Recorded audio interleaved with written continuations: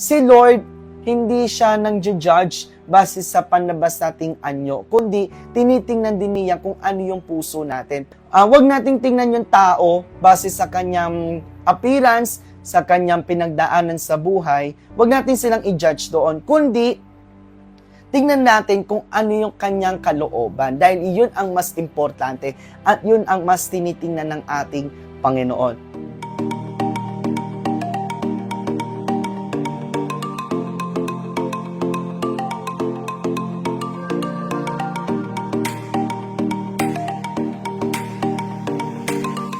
Hi guys! Welcome sa Bible Speak Season 2 at ngayon po ay nasa episode number 5 na po tayo. Ayan, so maraming salamat po sa inyo pong patuloy na pag-support sa ating channel na Charles Studios. And of course, sa inyo pong pag-react, panonood, and pag-share na rin po ng ating pong mga videos po sa inyo pong mga timeline. So maraming salamat po. I really appreciate all of your hard work and effort. Ayan, so patuloy po kayong pagpalain ni Lord.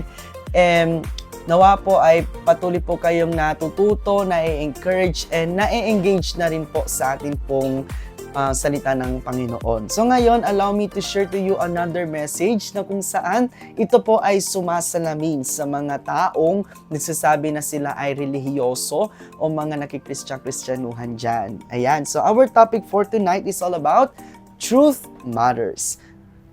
May mga tao talaga na hindi marunong magpakatotoo, pagkus ay nagbabalat kayo.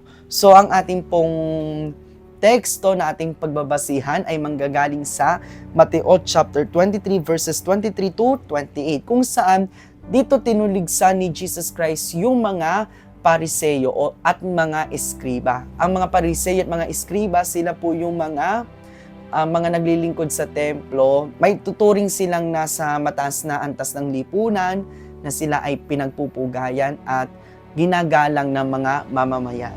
Ayan, so makikita natin dito kung paanong ang mga Pariseyo at mga eskriba na nagsasabing sila ay sumusunod sa utos ng Panginoon, pero hindi nakikita sa buhay nila yung kanilang magandang patotoo o yung kanilang binagong buhay. Kumbaga sila ay gumagawa lamang ng mga ritual, ngunit hindi nakikita yung tunay na buhay at kung ano nga ba yung tunay na katangian ng isang lingkod ng Panginoon. At sa ating panahon ay meron tayong na-encounter na mga Pariseyo at mga eskriba. Ayan. So sino-sino nga ba yung mga eskriba at mga Pariseyo na ito?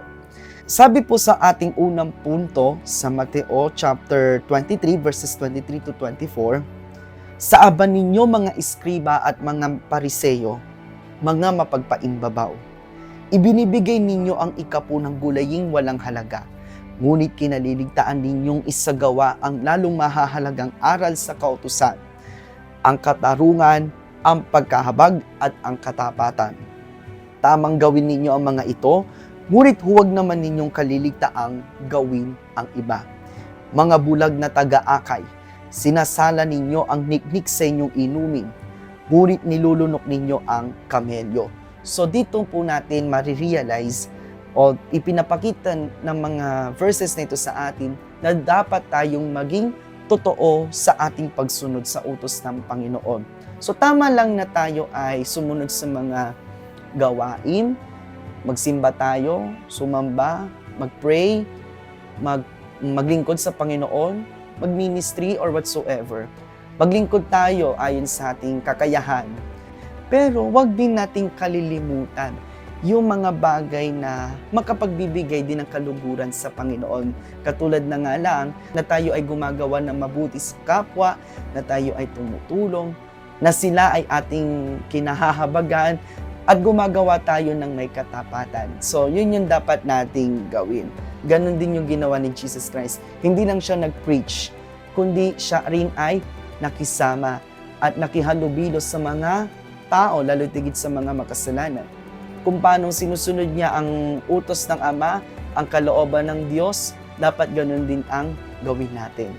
Maging totoo tayo sa ating pagsunod sa Panginoon. Sa second part naman, sabi sa verses 25 to 26 ng Matthew 23, sa aba ninyo mga eskriba at mga Pariseyo, mga mapagpaimbabaw, nililinis ninyo ang labas ng tasa at ng pinggan. Ngunit ang loob nito'y puno ng mga nahuthot ninyo dahil sa kasakiman at pagsasamantala. Bulag na Pariseo, linisin mo muna ang mga nasa loob ng tasa at ng pinggan at magiging malinis din ang labas nito. So ipinapakita lang po ng mga verses nito sa atin na dapat muna nating linisin ang sarili natin bago ang iba. So syempre, may mga naki-encounter tayong mga tao na sila yung pinaka-active sa simbahan, sa church, sa iglesia, di ba? Tapos, kung sino pa yung mas active, kung sino pa yung may tuturing na anghel na may halo sa ulo, sila pa yung merong mga karumihan o mga kapintasan. At ang lakas magturo na magbago na kayo ng pag-iisip, magbago na kayo ng buhay, pero yung sariling buhay, sariling puso, hindi nababago. So, parang niloloko mo lang yung sarili mo. If you want to preach about the change or transformation, you need to change yourself first before you change others, di ba? I-purify muna natin yung sarili natin. Mag-reflect tayo. Ano ba yung mga karumihan natin sa puso natin, sa isip natin, sa buhay natin, bago natin linisin yung iba?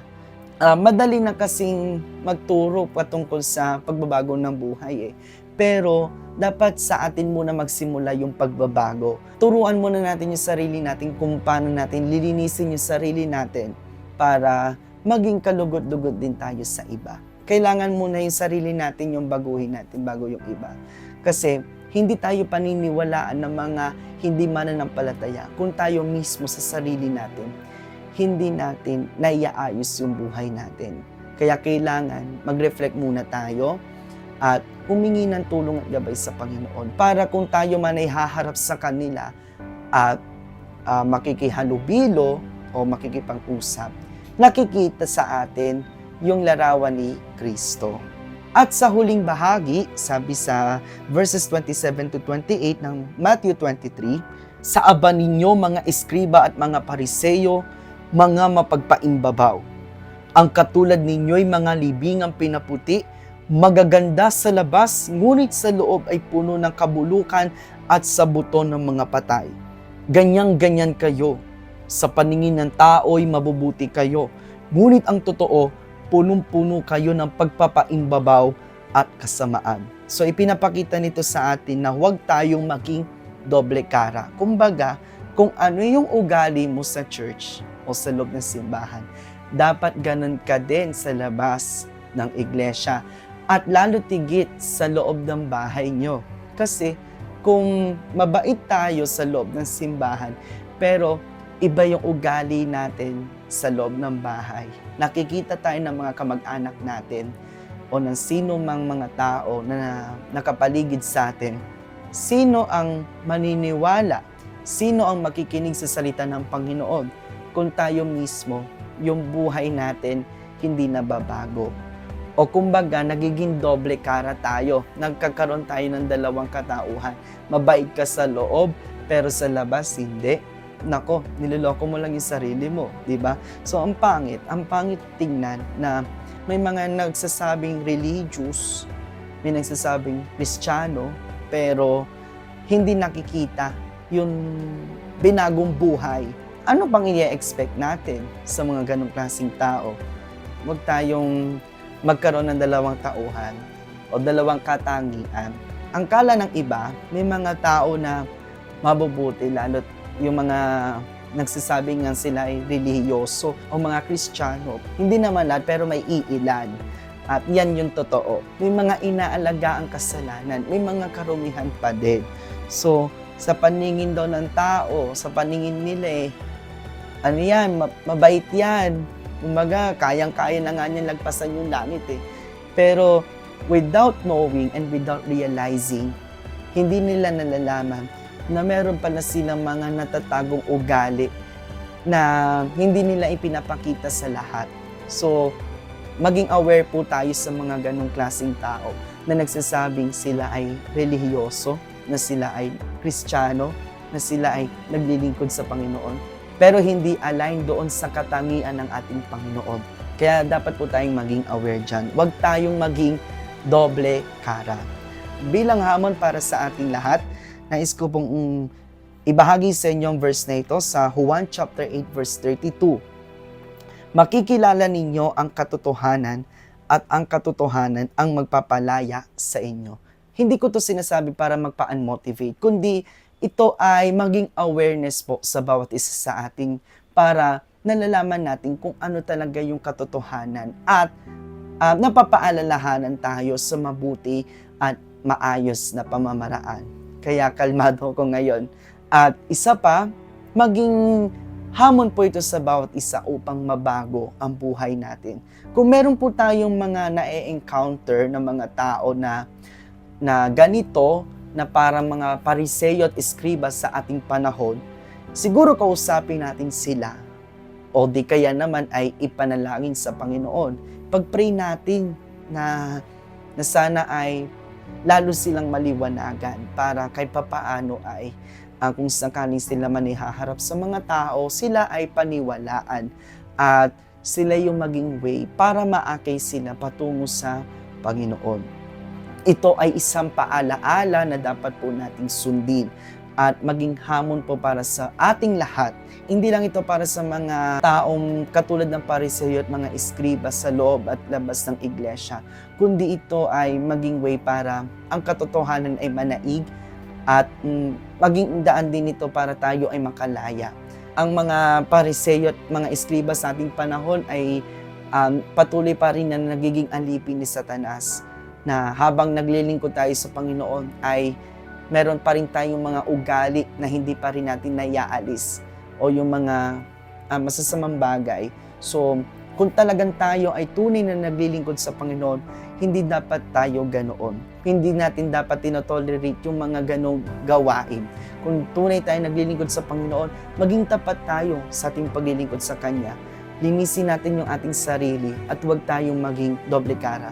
Huwag na tayong magkunwari. Kailangan nating magpakatotoo dahil ang Diyos ay totoo. Naniniwala rin ako sa kasabihan na ang nakikristiyan-kristyanuhan ay mapupunta sa langit-langitan. And that's our message for tonight. Sana po ay na-challenge po kayo sa ating pong topic. Hindi ito patama lang, kundi ito ay maging daan para hamunin po ang bawat isa na baguhin ang sarili bago ang iba. Right now, I encourage you to follow and subscribe Charles Studios here on our Facebook, YouTube, and TikTok. Hanggang sa susunod po nating episode dito po sa Bible Speaks. Patuloy po kayong pagpalain at ingatan ng ating Diyos na dakila. Have a great night po.